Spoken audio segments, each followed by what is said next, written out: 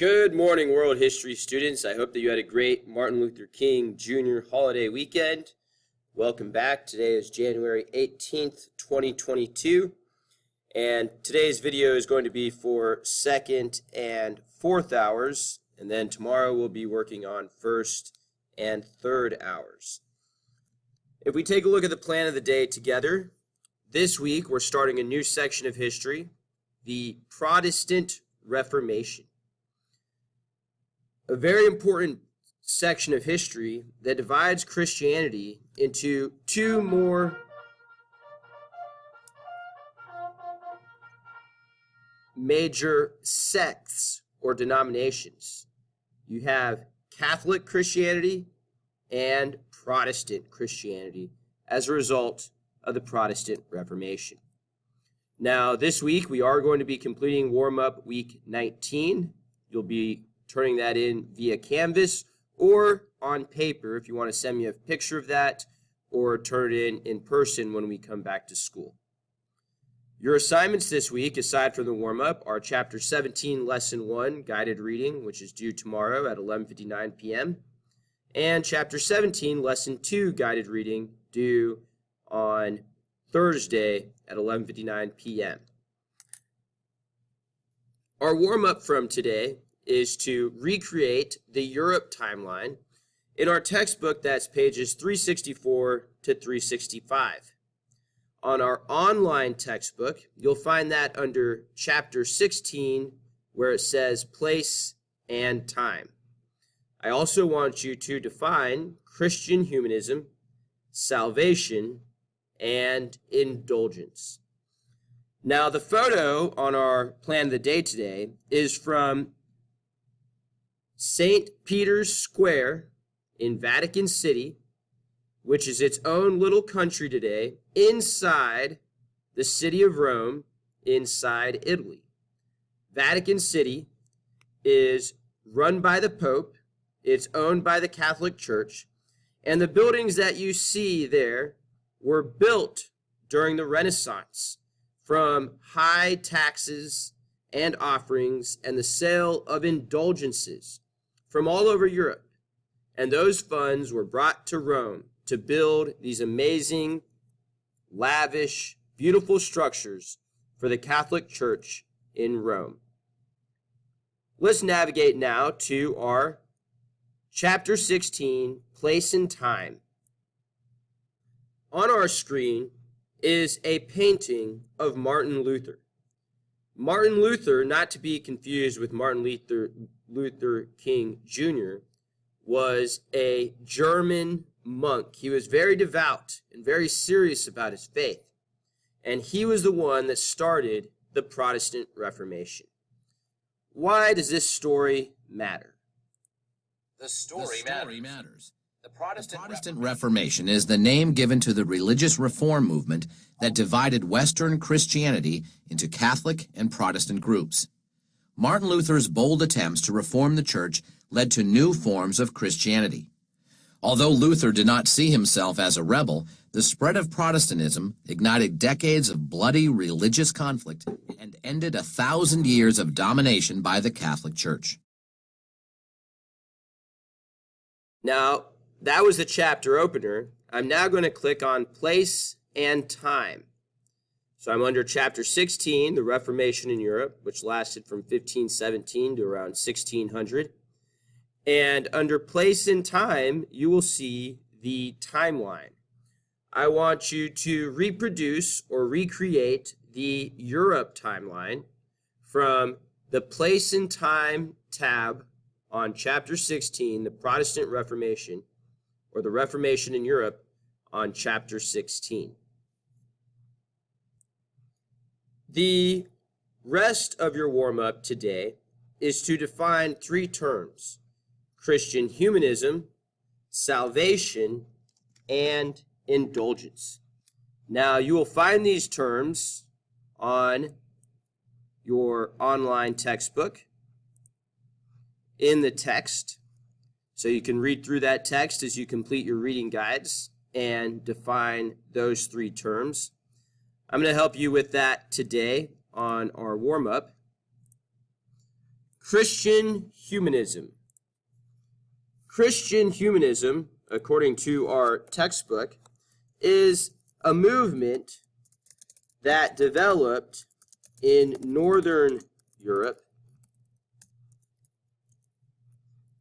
during the Renaissance.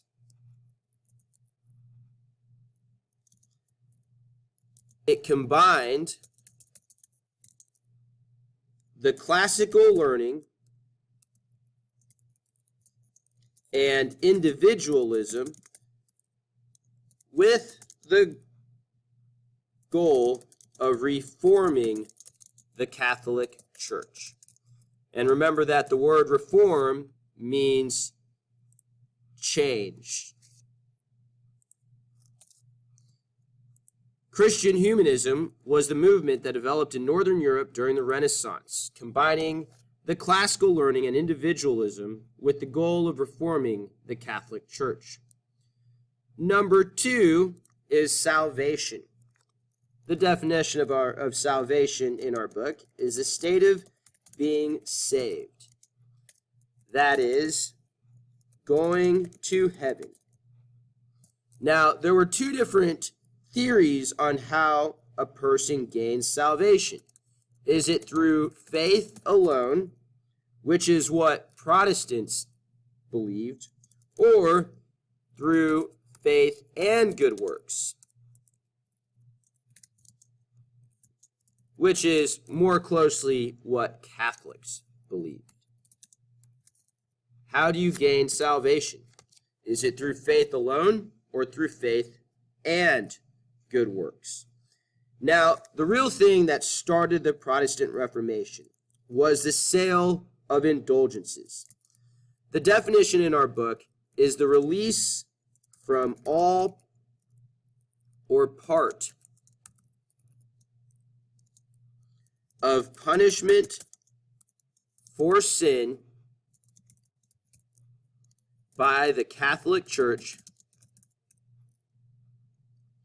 reducing the time in purgatory after death. I also want you to write my simplified definition, which is the purchase of the forgiveness of sins for money. The Catholic Church during the late Middle Ages and what you could call the Renaissance started selling indulgences. They were pieces of paper granting the forgiveness of sins that people had to purchase for money. Now, by following that logic, if you had to buy your forgiveness of sins, that meant that poor people could not afford to go to heaven.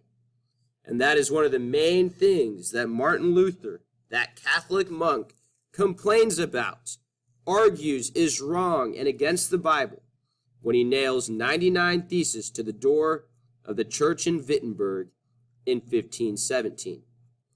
Now, the end result in 1517, Martin Luther nailed his 99 Theses to the door of a church in Wittenberg, Germany, arguing that the Pope is not divine and has no authority to forgive sins, arguing that people are saved through faith alone and not through good works, and arguing that the sale of indulgence is not in the Bible and against the spirit of Christianity. Now, the next 50 years are going to be very, very tumultuous in Europe as the Catholic Church splits into Protestant and Catholic branches. And then, unfortunately, this is also going to lead to warfare between Christians who are Protestant and Catholics. But by 1555, the end result is that Southern Europe, in green on this map, remains Catholic. And Northern Europe is mostly Protestant. You have the churches that Martin Luther founded called Lutheranism. In England, you're going to have the Anglican or Church of England. And in other parts of Northern Europe, you're going to have Calvinists in purple in Scotland, in Northern Ireland, and in the Netherlands and in Switzerland. And of course, all of Eastern Europe, especially Russia, Greece, and the Byzantine Empire, remain Orthodox Christian. So you have Protestants in the north, Catholics in the south, and Orthodox in the east.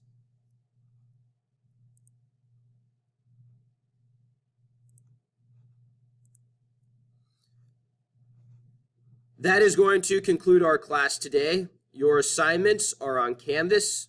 Warm-up week 19, chapter 17, lesson 1, due tomorrow, and chapter 17, lesson 2, due on Thursday.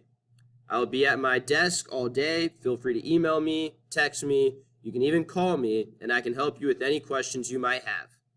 One last note is because we are on distance learning, I will take your late assignments that were due last week or the week before for full credit through this Sunday at 11:59 p.m.